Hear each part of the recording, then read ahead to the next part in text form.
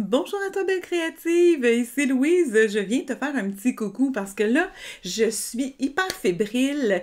J'ai décidé d'offrir un atelier qui s'appelle Power de papier coloré. Power de papier coloré, c'est quoi au juste? C'est un rassemblement de créatives qui se réunissent ensemble pour créer des papiers colorés. Mais à quoi ça ressemble des papiers colorés? Alors, je vais vous montrer ici, entre autres, sur toutes sortes de papiers en tant que tels, toutes sortes de textures, de couleurs. Ici, comme ça, vraiment, là, il y en a pour... Il y en a pour tous les goûts. Ici, vraiment, là, on s'amuse.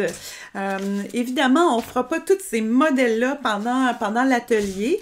Je prévois offrir cet atelier régulièrement aux saisons. Alors, en fait, les papiers colorés, c'est des papiers toutes sortes de papiers sur lesquels on ajoute des couleurs, des textures et toutes sortes de choses intéressantes.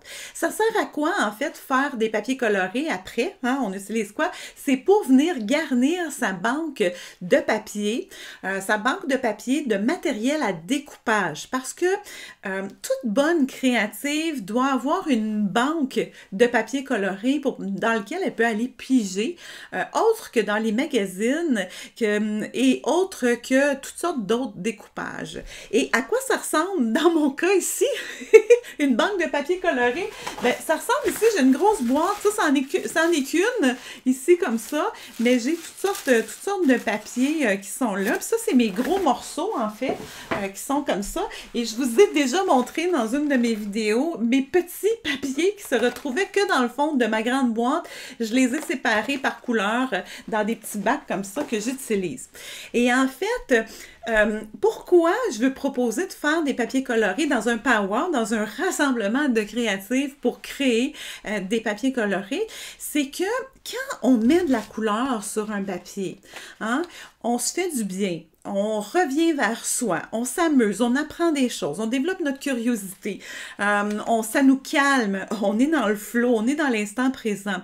Et donc, ça, ce que ça permet de charger nos papiers d'une belle énergie. Et cette énergie-là, on ne peut pas la retrouver dans les magazines parce que c'est des images qui sont faites de façon industrielle.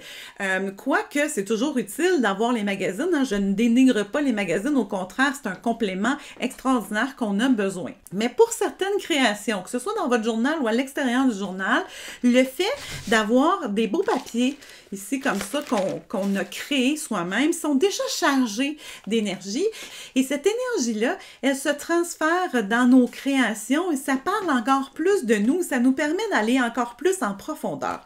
Alors voilà, c'est la proposition que j'ai à vous faire avec un atelier qui arrive très bientôt et dans lequel on va pouvoir créer toutes sortes de papiers colorés avec des techniques différentes, quelque chose que je vous présenterai, que vous êtes toujours libre ou non de faire à travers l'atelier, mais l'important c'est d'être présente avec toutes sortes de papiers, nos couleurs, et puis s'amuser à mettre plein de couleurs pour créer une banque de papier qui va vraiment être inspirante pour notre futur. Alors on se retrouve dans mon espace création.